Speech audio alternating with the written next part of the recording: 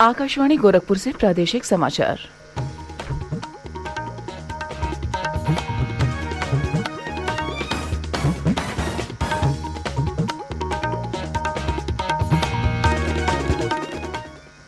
नमस्कार, समाचार बुलेटिन के साथ में शिवानी अरोरा। पहले मुख्य समाचार। मुख्यमंत्री योगी आदित्यनाथ ने किसानों के ट्यूबवेल के बिजली बिलों में 50% छूट देने की घोषणा की। केंद्रीय मंत्री नितिन गडकरी ने अयोध्या और कौशाम्बी में लगभग 11,000 करोड़ रुपए लागत की कई विकास परियोजनाओं का लोकार्पण और शिलान्यास किया। केंद्र सरकार ने कोविड के हल्के लक्षण और बिना लक्षण वाले मरीजों के लिए घर पर पृथकवास के संशोधित दिशा निर्देश जारी किए। पूर्वांचल एक्सप्रेस वे पर सड़क हादसे में 4 लोगों की मृत्यु, 3 अन्य घायल। और प्रदेश में आगामी विधानसभा चुनाव के संबंध में दूरदर्शन का 2 दिवसीय मेगा चुनावी कॉन्क्लेव आज से। स्वतंत्रता की 75वीं वर्षगांठ पर आजादी का अमृत महोत्सव के अंतर्गत सरकार अनेक गतिविधियों का आयोजन कर रही है। इसी क्रम में प्रादेशिक समाचार एकांश आकाशवाणी गोरखपुर ने विशेष प्रश्नोत्तरी कार्यक्रम शुरू किया है।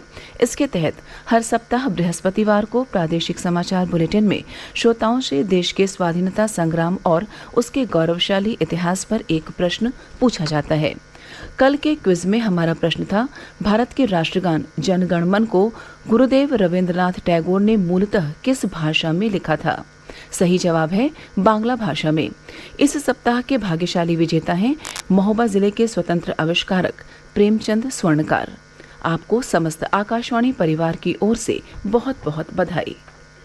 उत्तर प्रदेश महोबा से मैं प्रेमचंद स्वर्णकार आज़ादी के अमृत महोत्सव क्विज में चयनित होने पर बहुत प्रसन्न हूँ। मैं आकाशवाणी का नियमित और बहुत पुराना श्रोता हूँ। आज़ादी दिलाने में जिन महापुरुषों ने काम किया है उनका परिचय भारत की नई पीढ़ी से, आज़ाद पीढ़ी से कराया जा रहा है। ये बहुत ही महत्वपूर्ण कार्य है। इसकी भी मैं भूरी प्रशंसा करता हूँ और वर्तमान सरकारों का भी मैं बहुत आभारी हूँ कि इस तरह के कार्यक्रमों का आयोजन किया जा रहा है। इस तरह के आयोजन हमारी पीढ़ी को देशभक्त और राष्ट्र के प्रति अपनी आस्था जगाए रखने के लिए बहुत महत्वपूर्ण है। सबका बहुत बहुत धन्यवाद। नमस्कार। अमृत महोत्सव क्विज श्रृंखला का अगला प्रश्न अगले सप्ताह बृहस्पतिवार को श्रोताओं से पूछा जाएगा। अब समाचार विस्तार से। मुख्यमंत्री योगी आदित्यनाथ ने किसानों को बड़ी राहत देते हुए राज्य में किसानों के निजी ट्यूबवेल के बिजली बिलों में 50% छूट देने की घोषणा की है। यह निर्णय इसी महीने से लागू होगा। इस योजना में ग्रामीण क्षेत्रों में किसानों के मीटर, बिना मीटर, ऊर्जा कुशल और निजी नलकूप और शहरी क्षेत्रों में मीटर वाले नलकूपों को शामिल किया जाएगा। इस फैसले से प्रदेश के 13 लाख किसानों को लाभ होगा।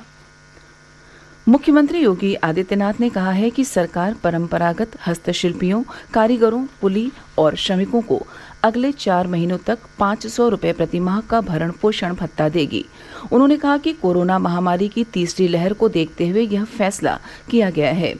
मुख्यमंत्री लखनऊ में अपने सरकारी आवास पर स्वरोजगार संगठन कार्यक्रम को संबोधित कर रहे थे। इस अवसर पर उन्होंने 5 लाख से अधिक लाभार्थियों को 4,300 करोड़ रुपए से अधिक का ऋण वितरित किया।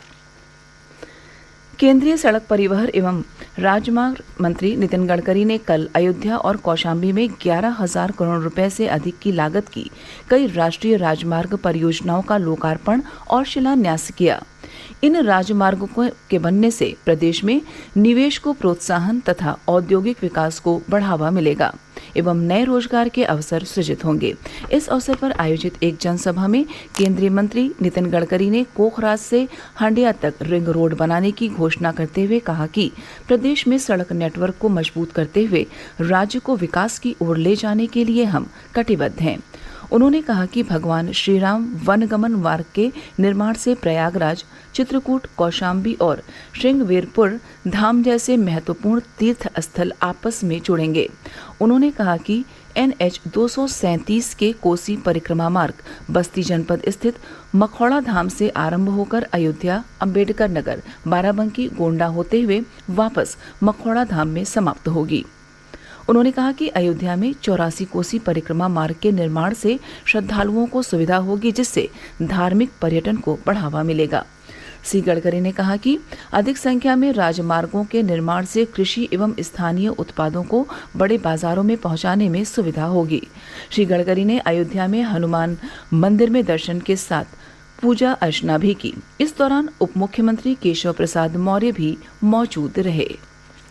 केंद्रीय मंत्रिमंडल ने भारत और नेपाल के धारचूला में महाकाली नदी पर पुल निर्माण के लिए भारत और नेपाल के बीच समझौता ज्ञापन को स्वीकृति दे दी है।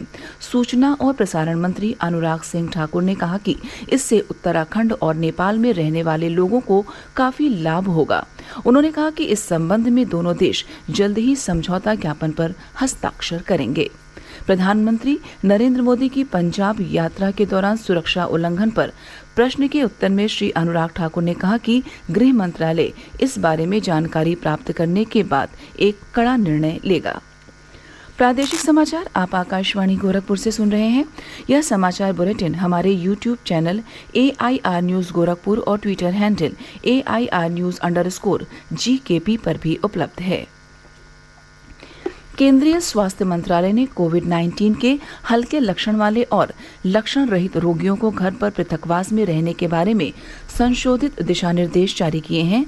इन निर्देशों के अनुसार कोविड रोगी को परिवार के अन्य सदस्यों से खुद को अलग रखना चाहिए। विशेष रूप से परिवार के वरिष्ठ और अन्य बीमारियों का सामना कर रहे सदस्यों से उन्हें पृथक रहना चाहिए। कोविड रोगियों को सलाह दी गई है कि वे घर पर उपचार के दौरान पल्स ऑक्सीमीटर की सहायता से रक्त में ऑक्सीजन की मात्रा पर स्वयं निगरानी रखें। गंभीर संकेत या लक्षण विकसित होने पर ऐसे रोगी और उसकी देखभाल करने वाले को तत्काल चिकित्सा सहायता प्राप्त करनी चाहिए। गंभीर लक्षणों में लगातार 3 दिन से 100 डिग्री फ़ारेनहाइट से अधिक बुखार होना, सांस लेने में कठिनाई, ऑक्सीजन की मात्रा कम होना, सीने में लगातार दर्द और गंभीर थकान आदि शामिल हैं। दिशा निर्देशों में यह भी कहा गया है कि घर पर पृथकवास में रखे गए रोगियों को कम से कम 7 दिन तक अलग रहना चाहिए और लगातार 3 दिन तक बुखार न होने पर अपने को संक्रमण से मुक्त समझना चाहिए। इसके लिए फिर से जांच कराने की आवश्यकता नहीं है। प्रदेश में कोरोना संक्रमण के मामले तेजी से बढ़ रहे हैं। एक दिन पूर्व 3,121 नए मामले सामने आए, जिसके बाद सक्रिय मामलों की संख्या बढ़कर 8,224 हो गई। मुख्यमंत्री योगी आदित्यनाथ ने कल वाराणसी के काशी विश्वनाथ मंदिर में प्रधानमंत्री नरेंद्र मोदी की दीर्घायु के लिए पूजा अर्चना की। बाद में संवाददाताओं को संबोधित करते हुए उन्होंने कहा कि पंजाब में प्रधानमंत्री के दौरे के दौरान हुई सुरक्षा में चूक अत्यंत निंदनीय है। उन्होंने कहा कि पंजाब कांग्रेस ने गैर जिम्मेदाराना और असंवैधानिक कृत्य किया है, जिसे देश स्वीकार नहीं करेगा। उन्होंने कहा कि इसके लिए कांग्रेस को देशवासियों से माफी मांगनी चाहिए। पूर्वांचल एक्सप्रेसवे पर कल शाम एक भीषण दुर्घटना में 4 लोगों की मृत्यु हो गई, जबकि 3 अन्य घायल हो गए। दुर्घटना सुल्तानपुर जिले के बल्दीराय थाना क्षेत्र में माइलस्टोन 102 के निकट हुई।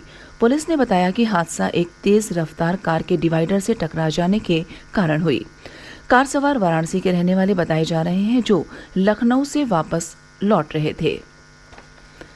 प्रदेश में आगामी विधानसभा चुनाव को लेकर दूरदर्शन आज से लखनऊ में 2 दिवसीय मेगा चुनावी कॉन्क्लेव का आयोजन करेगा। इसका विषय है कितना बदला यूपी। कॉन्क्लेव में केंद्रीय मंत्री, प्रदेश सरकार के मंत्री और विभिन्न राजनीतिक दलों के वरिष्ठ नेता भाग लेंगे। कॉन्क्लेव में विशेष साक्षात्कार के अलावा पैनल डिस्कशन के कार्यक्रम दिन भर चलेंगे। 2 दिन चलने वाले चुनावी कॉन्क्लेव में 5 साल में उत्तर प्रदेश में बदलाव का लेखा जोखा सहित विकास के मुद्दे पर खास चर्चा होगी। इसका सीधा प्रसारण दूरदर्शन उत्तर प्रदेश पर किया जाएगा। प्रदेश के कई जिलों में कल हल्की बूंदाबांदी दर्ज की गई। गोरखपुर, वाराणसी, चंदौली, कुशीनगर, अयोध्या, सिद्धार्थनगर, पीलीभीत, मिर्जापुर, हमीरपुर, कन्नौज, बदायूं, कौशाम्बी सहित विभिन्न जनपदों में रिमझिम वर्षा होने से तापमान में और गिरावट आई है और शीतलहर का प्रकोप बढ़ गया है। और अंत में इस बुलेटिन के मुख्य समाचार एक बार फिर। मुख्यमंत्री योगी आदित्यनाथ ने किसानों के ट्यूबवेल के बिजली बिलों में 50% छूट देने की घोषणा की। केंद्रीय मंत्री नितिन गडकरी ने अयोध्या और कौशाम्बी में लगभग 11,000 करोड़ रुपए लागत की कई विकास परियोजनाओं का लोकार्पण और शिलान्यास किया। केंद्र सरकार ने कोविड के हल्के लक्षण और बिना लक्षण वाले मरीजों के लिए घर पर पृथकवास के संशोधित दिशा निर्देश जारी किए। पूर्वांचल एक्सप्रेसवे पर सड़क हादसे में 4 लोगों की मृत्यु, 3 अन्य घायल। और प्रदेश में आगामी विधानसभा चुनाव के संबंध में दूरदर्शन का 2 दिवसीय मेगा चुनावी कॉन्क्लेव आज से। इसी के साथ प्रादेशिक समाचार समाप्त हुए। नमस्कार।